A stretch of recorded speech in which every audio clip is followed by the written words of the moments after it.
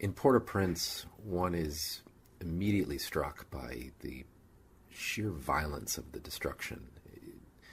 It's apocalyptic and almost unfathomable, even when you're facing it directly. People are amongst the rubble. They are going on with their daily lives, and it's just become a backdrop.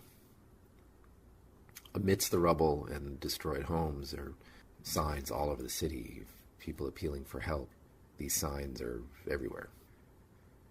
Where people have found refuge, conditions are very difficult, to say the least. People are living under whatever scraps of materials they can find. The conditions are simply miserable. As the rainy season begins in earnest, these conditions will only be exacerbated, and life for the hundreds of thousands of homeless people will become all the more unbearable.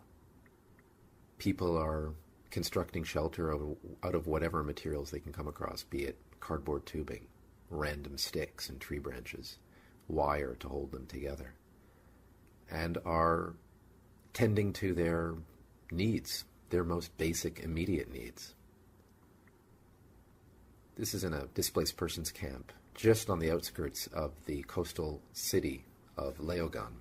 Approximately 1,500 people were living in this camp, and MSF was distributing tents. People had been living on top of each other. It's not uncommon to find whole families in these shelters, and this was a mother trying her best to look after her young child, who was less than a year old. And this is their home.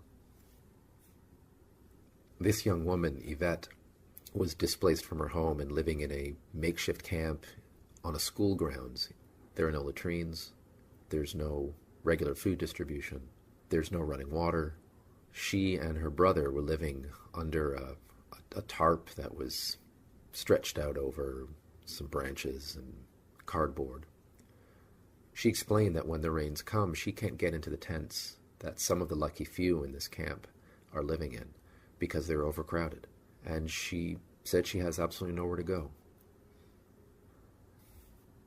In yet another camp, a young man with a badly fractured leg was hobbling around on crutches. He had been injured in the earthquake.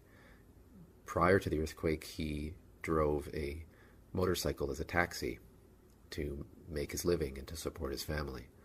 His motorcycle was destroyed. He was badly injured. And while he's healing, he's living under a tent that is nonetheless exposed on a dirt floor. He runs the risk of developing an infection in his wounded leg and is not at all sure how he will resume his life after he is healed. And the scenes of displacement are random and pop up throughout the city, and people go on with their lives. They try to make do. This is Pia.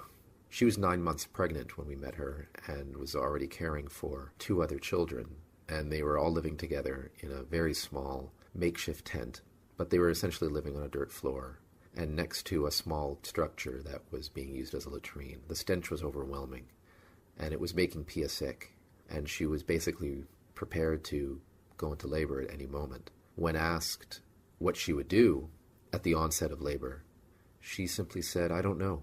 I hope someone here can help me." But she was living in a camp with 8,000 other people, with no medical clinic, and she wasn't even sure where she could go to seek assistance.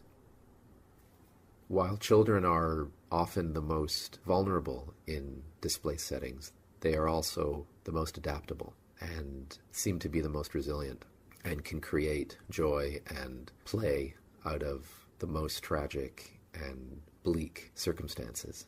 And the children in Port-au-Prince, 7-8 weeks after the earthquake struck, when this photograph was taken, proved no exception.